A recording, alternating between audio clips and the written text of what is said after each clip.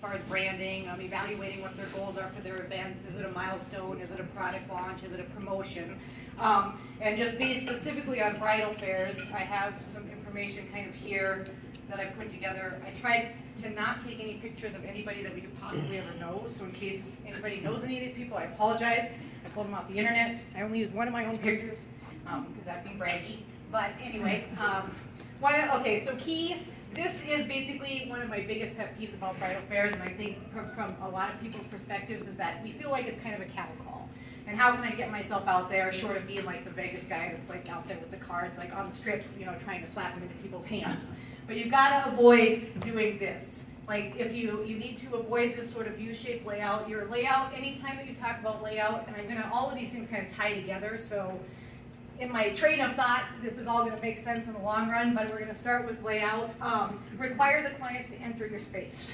Don't just sit behind a table and expect them to come up to you. Engage with them. Let them know that you want to talk to them. Let them know that you have something to offer. If you're just sitting there, you're not really getting them to come in. Tents, I kind of touched on this a little bit, and then as you can see, I forgot my second line. But tents are key at Main Street Square, which again, Liz is going to touch on. But tents inside or outdoors, make sure to utilize them and set them up in a way that has a flow to them. Don't set it up in a way that people kind of feel like they've entered your space or that they're violating your space or that they feel trapped in your space. Like, you know, if you do use a tent, the key there is just to make it feel as open as possible, but then have as much information underneath it as possible.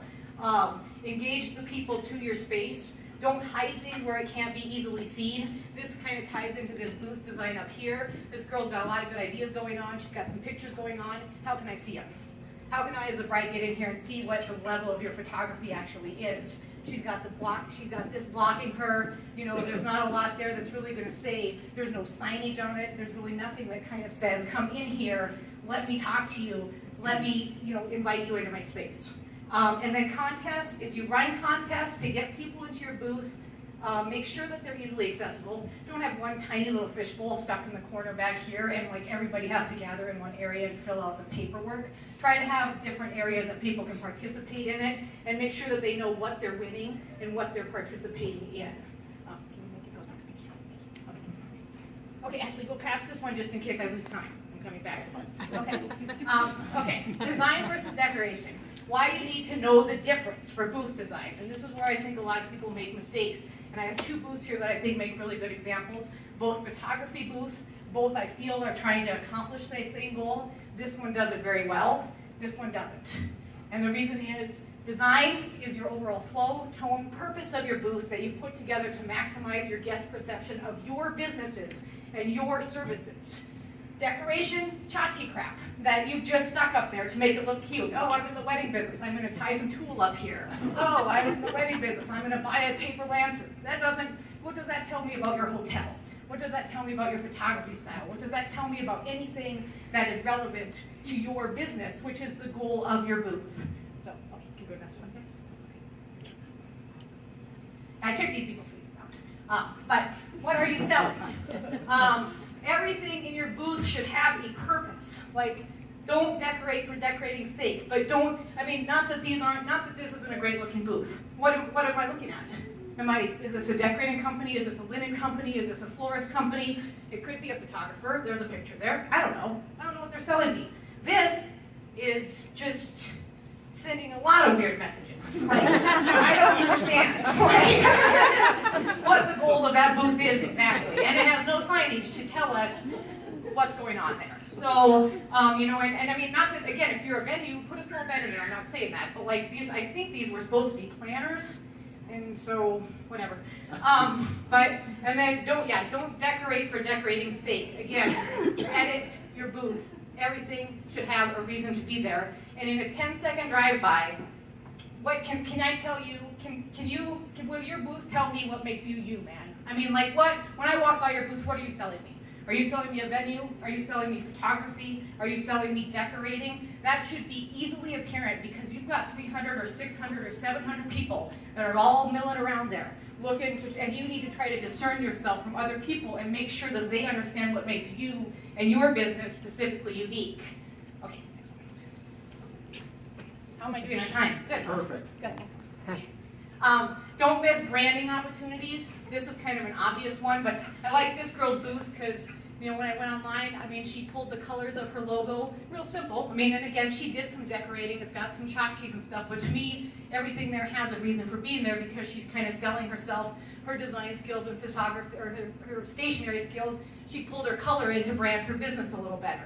Use your logo often. Repeat your logo as much as possible. If you have, I mean, just top of mind awareness, just subtle stuff. Like if you put a sign up, you know, if you have, even on your contest, slap your logo on the bottom of it. If you have, I mean, give people something that you can walk away with. Get a good sign up high, but just subtly repeat your logo. I think Amy Euler does that where she puts her logo on the tables and she puts it on the ground. And so it's a subtly repeating theme in her booth that reinforces the image that she's trying to do. Again, going back to the design needs to give an immediate sense of what your business is about. What is the goal of the design to bring the people to your business? Signage needs to stay clean and bold. Avoid unnecessary fluff. Avoid too much information. Nobody gives a hoot about what your address is when they're at a bridal fair. I mean, they might know you're the Comfort Suites, they might know you're somewhere else, but they don't care what that your Range Road address is written on your banner. Keep your banners clean. Here is my one bragging thing. But, you know, we try to coordinate our signs to the thing. It's not even a good picture. But whatever. There's our signs. Tall, clean, nothing else on them. They'll find information out about you. You want to give them something that has legs anyway to carry away with them, with your logo, with your information on it. You don't need that stuff on your sign. Your sign is just there to say, boom, come here, talk to me. Wash, rinse, and repeat. Again, just keep grinding that signage into people's like logo, signage, branding. Keep grinding it down. Okay. I'm actually talking fast. That's good. Okay. Value vertical space. This is something that people really do not understand. No, once 200 people are here, this little easel sign that you've got sitting on the ground, nobody sees it. Nobody cares what it says. No, but they have to be up there. They already have to be in your way for you to even get that customer there. Remember that people are basically 5 feet tall, and advertising should be above that height. It shouldn't be on tabletops, and it shouldn't be on the ground. Visual elements are value added. I like this because they put quotes. I mean, it's a catering company, but they put quotes up high where people would see them. I'm assuming at some point they brought food in there, but we don't know. DJs always have an advantage, I think, to kind of go vertical and to get some lighting and some cool things going on, but you can see the large signage. You can see, you can flow through this booth. I can come to this table, you know, a photographer here, clean color scheme, everything kind of is unified and tied together. And then, as you can see in a lot of these, lighting is pretty key. Impractical at Main Street Square, so just don't think about that there. But at other bridal fairs, lighting can really be used to highlight things that you want to bring people in and have them look at. Okay, so now I think, and then, okay, just for booth success. This is my thing, edit, edit, edit. I do this to my staff when I make them do tables. I do it to myself when we do tables. We set everything up as extreme as possible, and then you need to come back and look at it with a critical eye and make sure that there's a place for everything and everything in its place, that I can tell what your business is at a glance, that you have good signage, vertical presence, and an inviting design. And I think all of those things, and then see, I stuck my logo up there, reinforcing my name. But all of those things will help you have, I think, better success to get people involved and engage with your booth when you are at the bridal fairs. Do you want to go back and look at the pictures? You can real quick. Okay. Quick.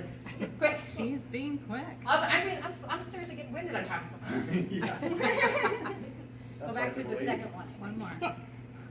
I know. One You more. think I have a lot of practice? Yeah. Okay, these were just a few that I, like this one for this cake company, look how they have this set up. So like, look how engaged people can be. They can walk all the way around, they can flow in, they can flow out, they have good signage up high. I like that one a lot. This is a little bit more basic, probably a little bit more in line with what we're probably doing around here. You know, I mean, not basic, but you know what I mean, like scale-wise. But this, I mean, flower man. There's flowers. It comes, you can come in, you can see a lot of his work. Easy, simple, clean, not froofy. Sure, he added a little stuff, but nothing that takes away from the overall goal of the thing. And this is just pretty cool looking. Like, good signage. It's a design company, so they're really showing off a lot of stuff in a really small space there. And this just was modern and nice looking and a clean sign. So, Okay. anyway. Cool. Nicely Thanks, done, Jenny. Jenny. Good job.